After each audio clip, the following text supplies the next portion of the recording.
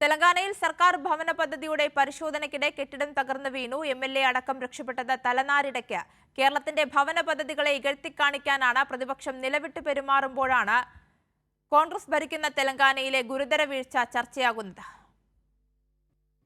കോൺഗ്രസ് ഭരിക്കുന്ന തെലങ്കാനയിലെ വെമുലവാഡ മുനിസിപ്പാലിറ്റിയിൽ സർക്കാർ ഭവന സമുച്ചയത്തിന്റെ നിർമ്മാണ പുരോഗതി പരിശോധിക്കാനെത്തിയതായിരുന്നു സ്ഥലം MLA ആദി ശ്രീനിവാസും കളക്ടർ ഇൻചാർജ് ഗരിമ അഗർവാളും. പരിശോധനയ്ക്കിടെ ഇവർ നിന്നിരുന്ന തറയുടെ ഒരു ഭാഗം നിലത്തേക്കിടിഞ്ഞു. ഒപ്പമുണ്ടായിരുന്ന സുരക്ഷാ ഉദ്യോഗസ്ഥരുടെ അടക്കം സമയോചിതമായ ഇടപെടലിലൂടെയാണ് വലിയ ദുരന്തം ഒഴിവായത്.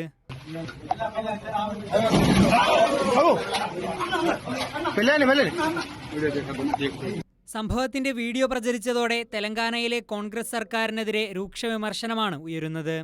വിവിധ ഭവന പദ്ധതികളിലൂടെ കേരളം നിർമ്മിച്ചു നൽകിയ വീടുകളുടെ ഗുണനിലവാരം താരതമ്യം ചെയ്തും വിമർശനങ്ങൾ ശക്തമാണ്. കേരളത്തിന്റെ അഭിമാനമായ ലൈഫ് മിഷൻ അടക്കമുള്ള ഭവന പദ്ധതികളെ ഇകഴ്ത്തി കാണിക്കാൻ കച്ചകെട്ടിയിറങ്ങിയ പ്രതിപക്ഷം തെലങ്കാനയിലെ കോൺഗ്രസ് സർക്കാരിന്റെ കെടുകാര്യസ്ഥതയിൽ മൗനം തുടരുകയാണ്.